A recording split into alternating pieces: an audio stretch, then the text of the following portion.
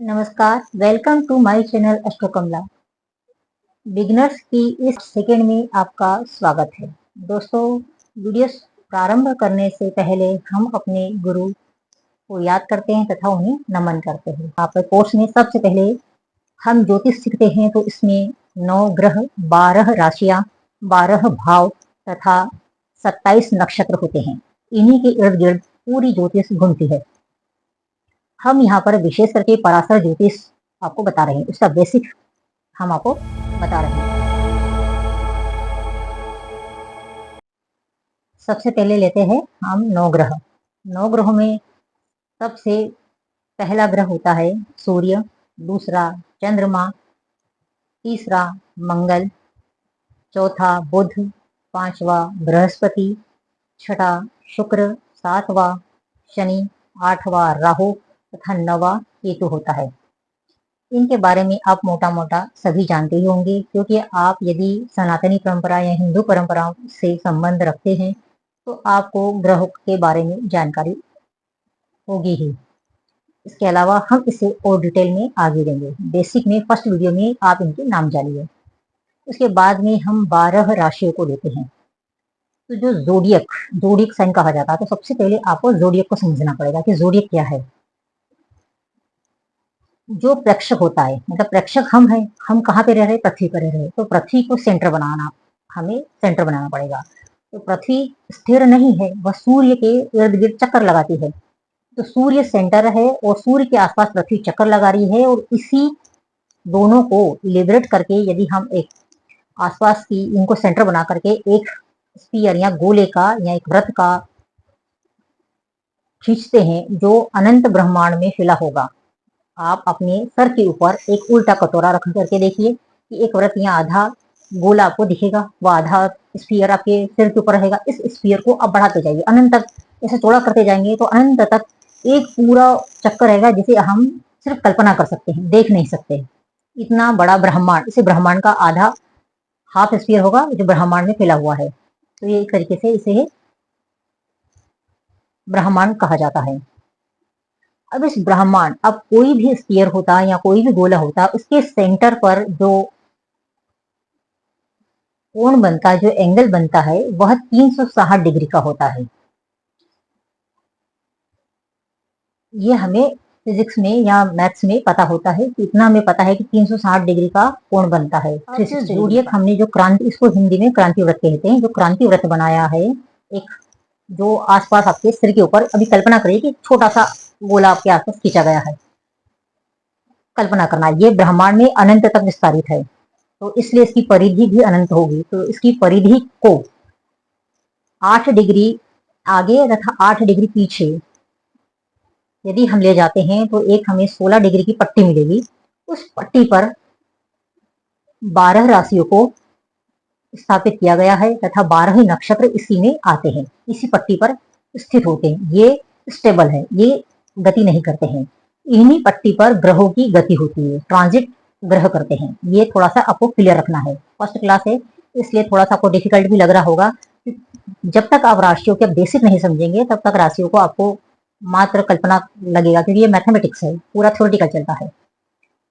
तो अब इन 12 राशियों को और केंद्र पर बनता है 360 डिग्री का कोण। तो 360 डिग्री को यदि हम 12 से भाग देते हैं तो बहुत आसान मैथमेटिक्स है।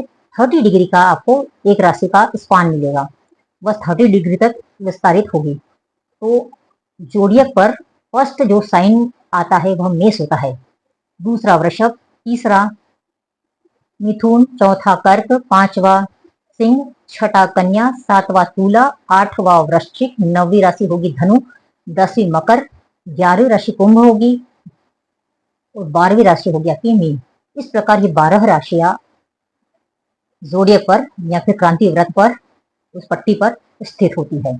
यह अब हमने जो चित्र दिखाया है, इस चित्र में आप देख करके इजीली समझ पाएंगे कि किस प्रकार का यह बनेगा।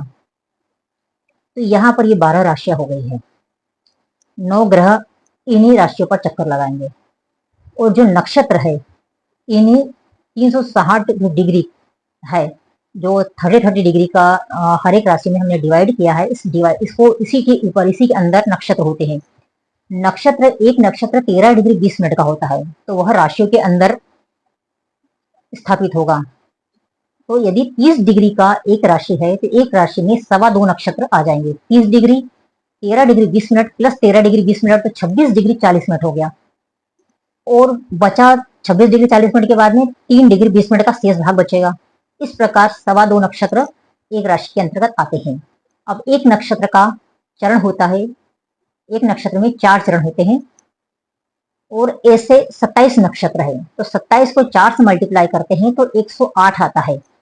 इसलिए जो 108 की परंपरा भारतीय संस्कृति में या सनातन संस्कृति में चली आ रही है कि यहाँ पर पूरा ब्रह्मांड कवर होता है 108 अंकों के अंतर्गत, इसे पवित्र माना गया है।